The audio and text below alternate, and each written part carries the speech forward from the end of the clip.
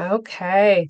So, welcome everyone. We're so excited to have you here today for this live resume review. Really, we want this to be interactive, so please let us know where you're joining us from. Feel free to drop the city and state or country. And just one thing, if you could get one thing out of this session or one burning question, what would it be? So, feel free to drop that in the comments. We'll get back to that. I am way more excited to introduce my guest, Kathleen Steffey. I'll just do a super quick intro for myself. My name is Cassie Hatcher. I'm the founder and CEO of Career Confidence Resumes. I am a certified professional resume writer and a certified veteran career strategist. And over the past 10 years, I have helped hundreds of military professionals and senior leaders land six-figure salaries, executive roles, board memberships, and really opportunities they didn't even think were possible just by helping them to better communicate their value on their resume and their LinkedIn profile. But again, I'm especially excited to introduce Kathleen Steffey. So she is the CEO and founder of Navica Recruiting, an executive search, which is nationally recognized firm she has built over the last 23 years, which is hard to believe because she looks so incredibly young to have had a business for 23 years. And she has been serving mid-sized to global organizations across the US. She's also incredibly generous with her time. She serves as a board member for the Star Network in the Tampa Bay area, which it is soft week, woohoo! So this is Yes. kind of a little bit of a kickoff for that. Yeah. And then she helps military transition into the civilian workforce and connect them with opportunities. And that's how we originally connected is over a shared client, Command Sergeant Major Shane Shorter. We collaborated to help present him to some top organizations and ultimately landing a chief of staff role at an investment firm. And Kathleen has seen a lot, I'm sure, over the last 23 years when placing talent. She's seen thousands of resumes and knows exactly what separates the candidates who get interviews from those who don't. So that's something we're going to focus on as well. A lot of great new questions. And we're just really grateful to leverage her wisdom in this session. One thing I really respect about Kathleen is that she brings the same level of intensity and commitment to everything that she does, whether that's helping organizations hire top talent, serving the veteran community, or raising three daughters, or Yes. crushing it in the gym. So that is Kathleen, and I'm so excited to have her on. Thank you so much for being here, Kathleen. Cassie, thanks Um, for having me. I'm super excited. yeah, absolutely. I'm going to jump right into the resume reviews off the bat. Now, Kathleen hasn't seen these. I'm going to review them and then we're going to do that Q&A.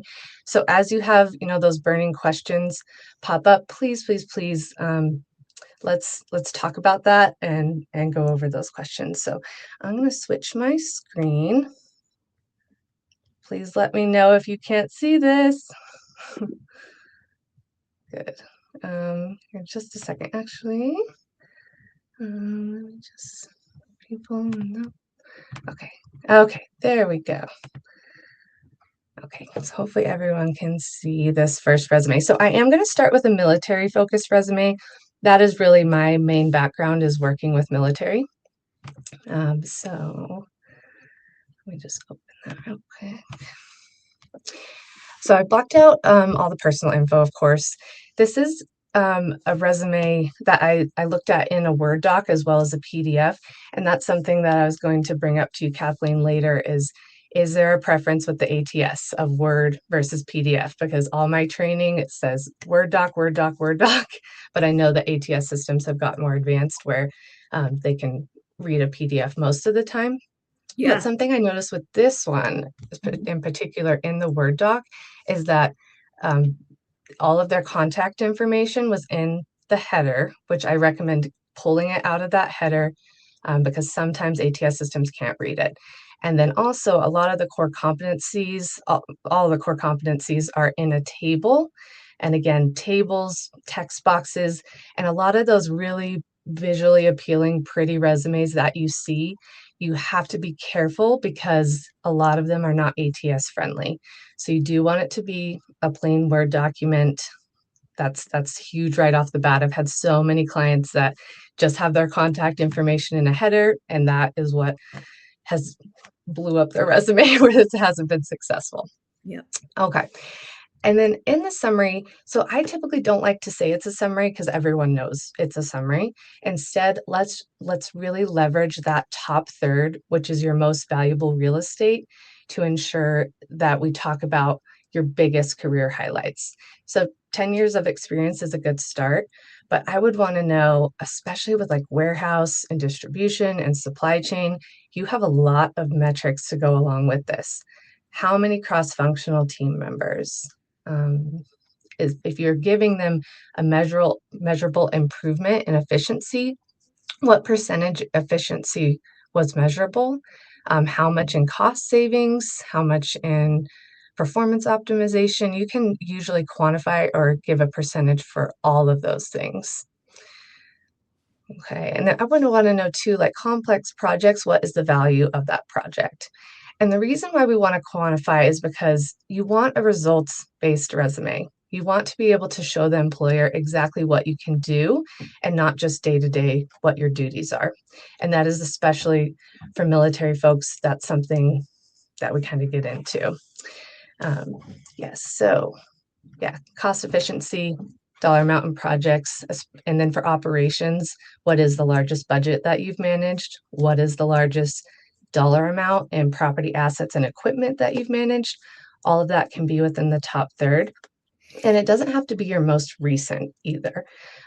So if you are a warehouse manager, but you actually, you know, oversaw more in dollar amount and assets when you were in the military, it's okay to put that into this summary section because this is like a career highlights again. Okay, core competencies, I would just make sure that you're tweaking that depending on the role. You know, if they ask for Oracle, if they ask for SAP, definitely make sure that you include it. You know, if they ask, if you have your top secret clearance on here, but you aren't applying for a job that requests a top secret clearance, then I would recommend taking it off. Anything that's irrelevant to the job that you're applying for, go ahead and take it off.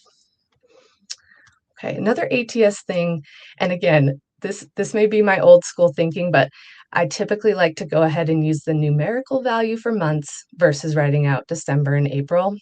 Just put 12 and 4. And that's just a small tweak.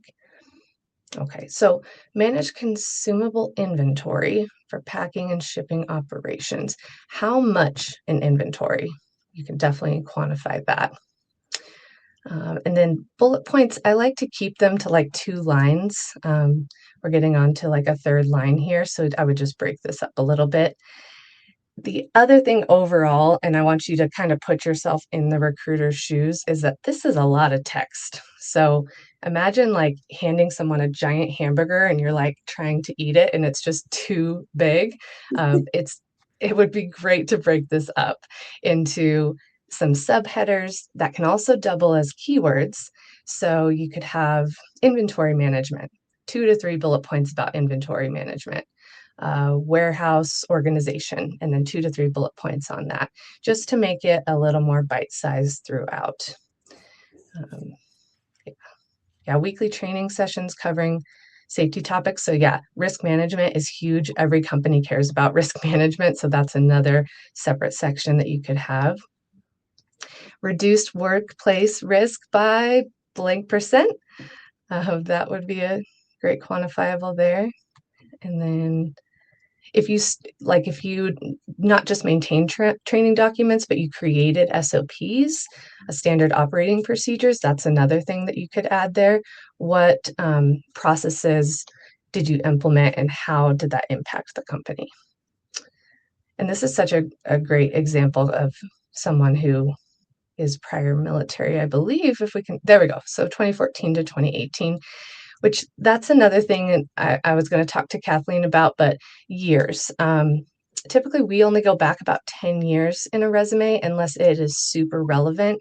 And in this case, Best Buy warehouse logistics, that is relevant, But now we're hopping on to 3 pages where we really want to stay with 2.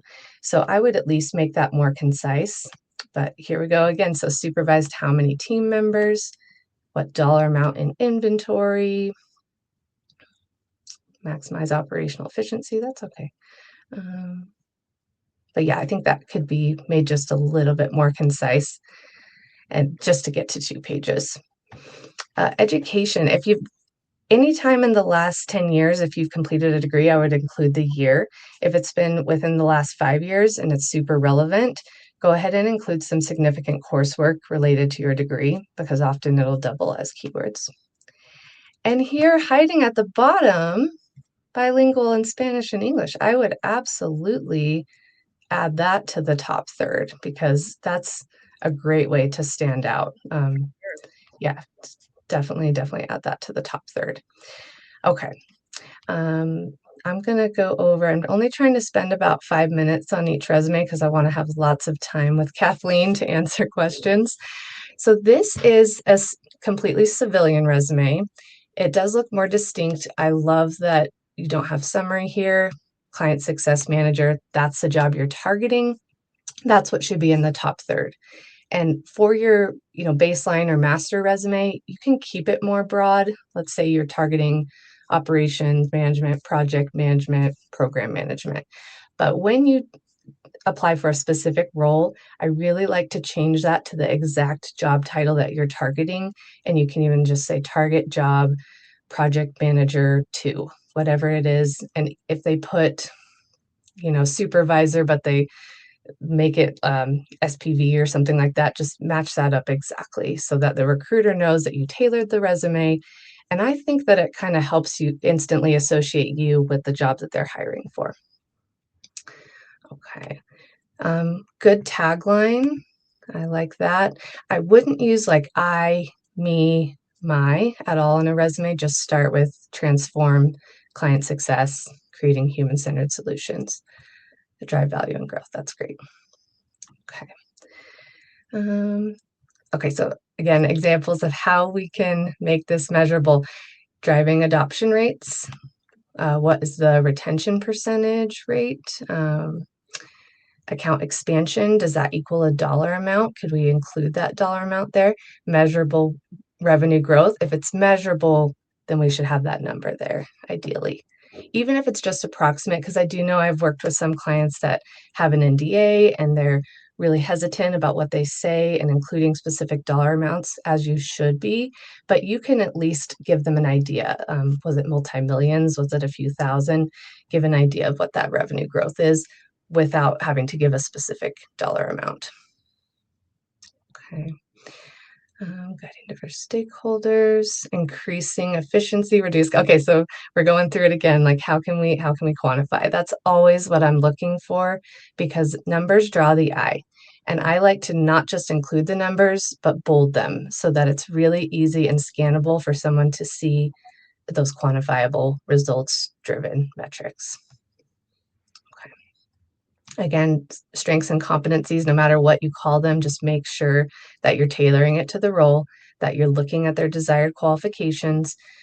If they have, let's say, Salesforce as a whether it's required or recommended, if you don't have any Salesforce experience and you really want this job, go get on LinkedIn Learning, even YouTube, and just self-educate as much as you can. There are so many great certifications out there, especially for Salesforce, where you can go to a LinkedIn Learning class, go through the course. It'll give you a nice little LinkedIn Learning certificate so that you can at least say that you're educated in Salesforce, even if that's not something that you have experience doing. Okay. Good. So these are the metrics, and I would bold out, increased coordination by 32%, boosted client satisfaction by blank percent, optimized onboarding. Good. Now this is kind of a lot in the top third. Typically, I like to have the accomplishments just built right into the top third, but as long as you have those accomplishments, that's what's most important. Yeah. Okay. So served as a trusted advisor, adopting Clinical technology solutions. This is another thing I actually noticed on the other resume too, is if there's specific software that you use, that you're noticing that software being used, and in the job descriptions it's mentioned, I would go ahead and mention that exact technology. Yeah, demonstrate ROI that drives account growth by what percentage, what retention. So we already covered that. Yeah, there's a lot of outcomes. We just need to make it quantifiable. And then same here, let's break this up. It's just a bit too long. So start with identified key stakeholders. Yeah, within a short amount of time, you could give that amount of time. And I see what in this, like for a client success manager, that you're going to have a little bit more soft skills. It's not going to be quite as results driven as like the industries I work with, which are like operations, project, and program management, but you can still have those metrics in combination with the soft skills. Okay, I'm getting close on time. So yeah, I think going back to 2012 is absolutely relevant. Got your doctorate, your 2 masters and a bachelor's. I think you're going to be in really good shape as long as you're applying for the roles, that you're not going way outside the scope or anything like that. And good, this is perfect as far as like including all of the software. So nice job on this one, really nice job. Okay, so I'm going to hop back to my screen with Kathleen. Let's see where everyone's joining us from. Tampa, Dominican Republic, Alabama, Ohio, Michigan. Okay. Mitchell, we can talk about doing a resume review here shortly. I'm going to go ahead and show some of these comments so that you can see them, Kathleen. But any specific questions that you have for Kathleen, now is the time. I know we talked about a few of them, and one just last week when we did this was, why aren't recruiters giving job seekers more feedback? Can you speak to that? Yeah.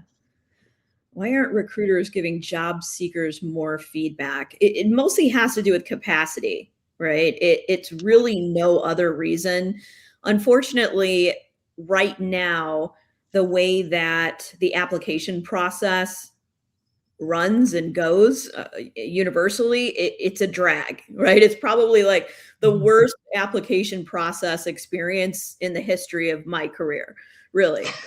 So, I mean, the volume of, and it's because of technology, right? It's given HR and recruiters, businesses that wouldn't normally have access to talent, access. People can apply on so many different platforms. So, I have a love for talent acquisition and human resources and the corporate side of recruiting. So I get it. Like they can't, it's too much volume coming at them in their ATS system that, it's virtually impossible. So it's nothing personal, what they do need to do is create automations, right? And do a better job at, if you're not somebody who's a fit for the organization, clicking something in their ATS that at least tells someone, what's going on.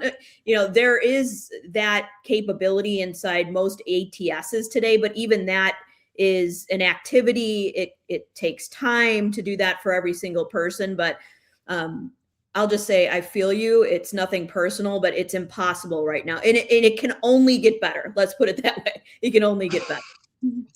Yeah, I said a similar thing, maybe not as politely as you did, which is that recruiters just don't have the time. They really don't. If you want feedback on your resume, you're going to have to likely pay for that feedback Yeah. from a career coach, from a resume writer. They're the ones that have the time to do that.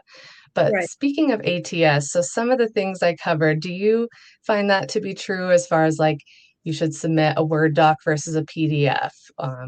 Is that Not just a myth? necessarily. I mean, most progressive ATSs now accept PDFs in the same manner. I actually prefer it versus a Word. It generally comes in smoother.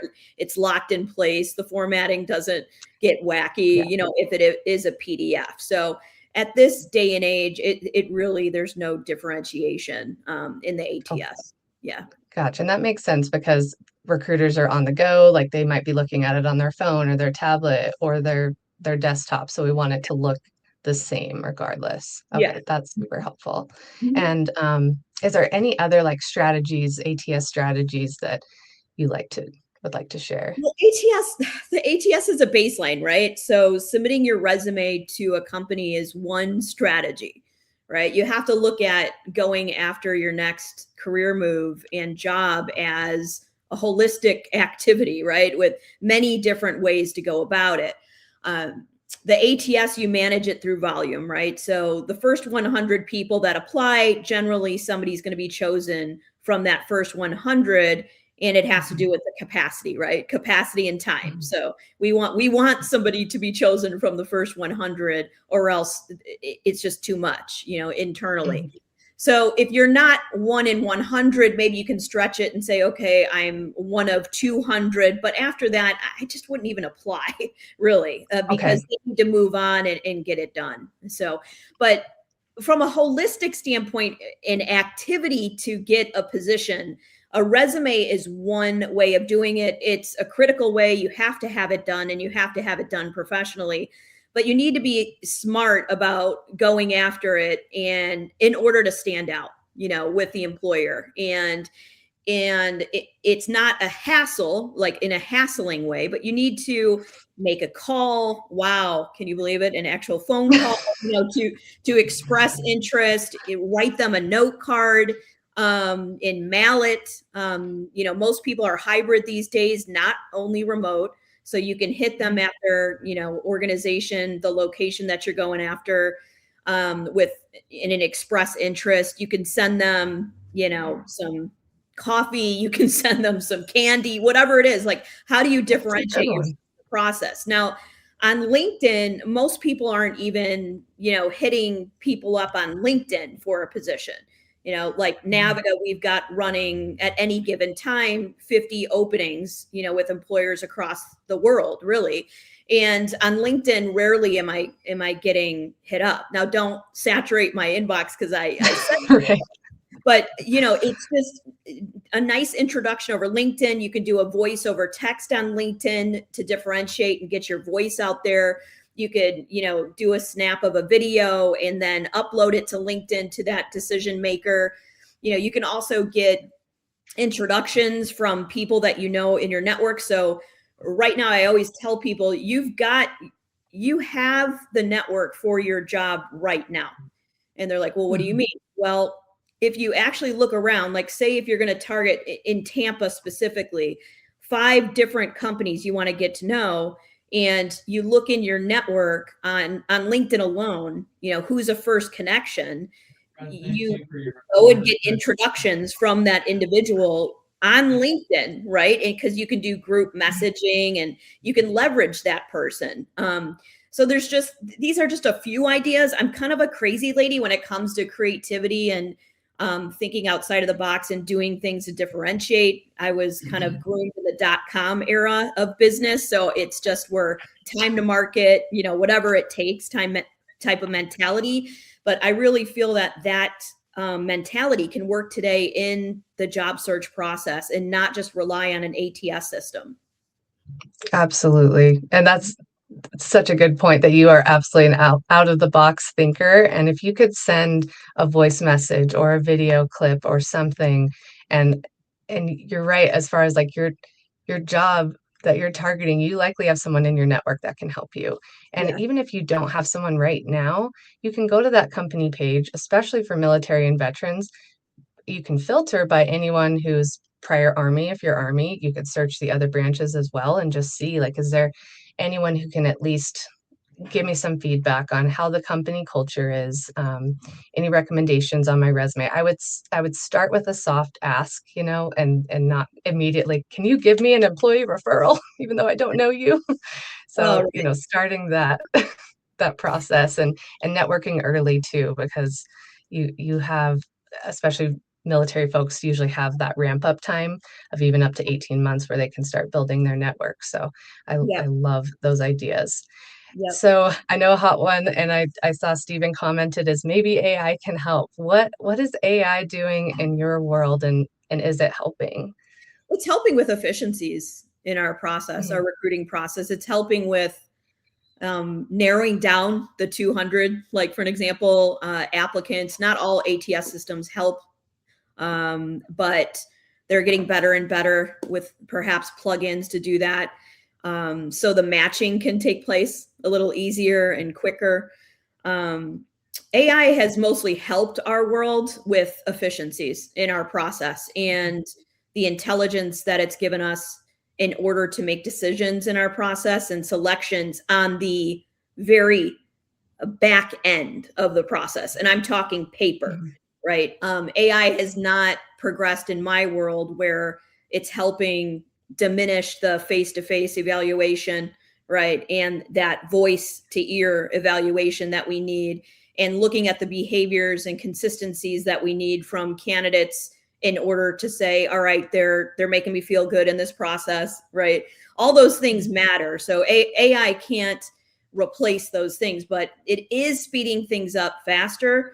And that could be a good or bad thing. You'll find out faster that you're rejected, or you'll find out faster that you're in, with a company. So, but AI Yeah. is on our side from a talent perspective, and it really is on the employer side, and it is on your side from a candidate perspective as well, because of speed and efficiencies. Yeah, and do you notice a big distinction though between so you see maybe an AI generated resume and then the person that you're talking to, you're like, is this the same person? Because if they did 100% AI versus what you see in Yeah. person. Have you noticed that yet? Really, I'll tell you, Oh, that's good. really good and well-rounded. Again, AI is the worst we're going to see it right now too. So we've been implementing it a year ago, and every month it's just perfecting itself, where it's so intuitive and beautiful. And I think that candidates are using it in a better way, not just using it Mhm. as a handicap or something that would be viewed as negative for employers, right? I think it's just an assist. And Mhm. I'm noticing that it's not too choppy, it's not too blonky, it's not too robotic. I'm not seeing a big problem with that at all. I know it's out there, but the caliber of individuals that perhaps we play around with in our world, for employers, I'm sure people just aren't wanting to be that dishonest because they know they're going to get caught. So, yeah. Yeah, yeah, then you don't see the whiting out of keywords as much anymore, I hope. Do you remember Yeah. that strategy that people use? Yes, I do. We take the keyword yeah, I'm sure, I hope no one's doing that anymore. I know. I Okay, know. that's good to know. Do you feel like, I'll just ask you a couple more questions here, but especially for, like, military folks getting out, do you feel like it's ever, like, too late? Do you feel like, like, they don't have experience in this, and then they wanna hop into a different, like, even industry? Is it ever too late? Never. I feel it's never too late. Really, I feel that on the Starred network that I'm involved in, it's not a job placement service, right? So my role with the Star Network is helping expose, top special operations who want to understand different industries and get connections in places to ask further questions, to become more intelligent about what's out there in different industries and jobs and things of that nature. And I've been privileged to be exposed to some of the best in the world. And Mhm. it's never too late. It's scary, even for those that have taken us to places we could never imagine. From a military standpoint, it's scary. Doing new things and making a change, and the unknown. Right, it's an unknown world to go out in the civilian professional spot, but it's never too late. It's just like once you can get it down, it's like riding a bike, and it's all about the network. It really is all about the network, and just keeping your confidence up, and you know basically committing to a lot of work. It's a lot of work, because even somebody Mhm. on the civilian side of things, if they want to make a career change, or say if you're fresh out of college, it's a lot of work. Anything that comes easy generally is not good, right? Even when you're physically trying to change your body, or dating someone and marrying someone, like, everything's tough, you've got, it's great, but it's, a lot of work. So, so is finding a new position and putting yourself out there. And, but the reward is amazing.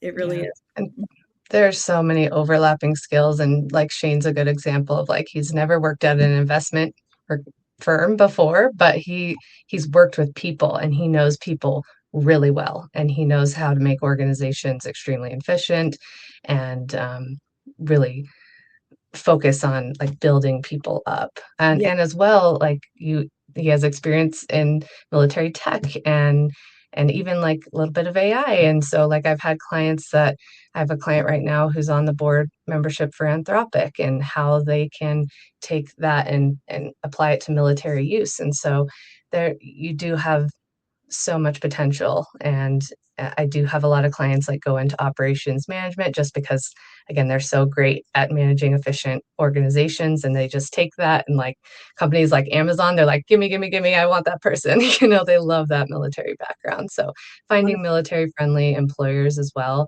and being able to translate your experience so that they understand what you're saying, which I'm sure is something else that you focus on. And I'll make that my last question. Do you ever read a resume where you're just like, I don't know what they're saying? I've no, they're just acronym soup and they were a battle manager and you just don't know what to do with that. Yeah. I have, and I just am flat out. I say to them, "What does this even mean?"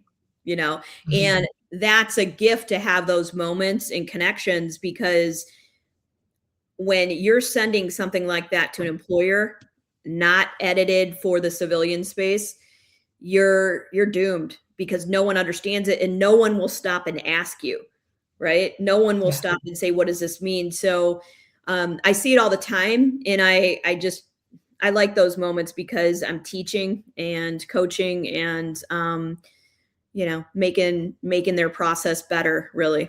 So it's cool. Yeah. What does this mean? That's a good question. What does Oh, I this always mean? ask that, like, "What the heck is this? What does this mean?" If I don't know it, the HR is not gonna know it, TA is not gonna know it, and you're never gonna get a call. So, yeah, Yeah. so fun. Exactly. Here, let me just review, make sure I didn't miss any questions. If you do have any last minute questions, it's now or never. So post them. One question was, is it understood that some metrics are squishy? Best guess at the impact, or should I completely stay away from it if I'm not certain? That is a tricky one because if you're not exactly sure, like how much you increased operational efficiency by, and you're the one who has to speak to your resume, if you're not comfortable speaking to it, I wouldn't include it. What about you, Kathleen? What's your advice on that? I agree. I mean, it points me to, they must perhaps not have been in a role where they did take one thing and bring it to the next, or at least they weren't measured on that Mhm. KPI, because generally you'll know where you took something because you want to brag on it. And I will say one thing about the resume. You know how you were saying highlight this in bold and make sure you put the numbers out there and such. It's kind of like going back to how we all learned how to read with context clues, like literally Mm. in HR hiring managers on the civilian side, or who cares if it, if I'm speaking to a professional that's non-military right now too, everyone's looking for context clues in the resume because they don't have time to be reading it word for word. So you want to make sure that your context clues are appropriate and they stand out and they're easily found, so that you can have that individual continue to read and then push you through the next step. It's very, very important to acknowledge that and never be dishonest. That's not what I'm saying ever. I'm a big ethics girl, and honesty is the way to go, always. But you have to think about your experience strategically and make sure that you're putting in those context clues that really resonate with that position, so you can get picked up faster. So it's really important. Yeah, context clues. I love that. That's a really great terminology. I love it. Okay, I think that those are all of the questions. So, was there any last minute advice? I don't, or anything that popped up in your head, Kathleen, before we end the live? I don't think so. Really, it's all about the reps. Just keep putting in the reps. You have to. Nothing comes It's true. easy.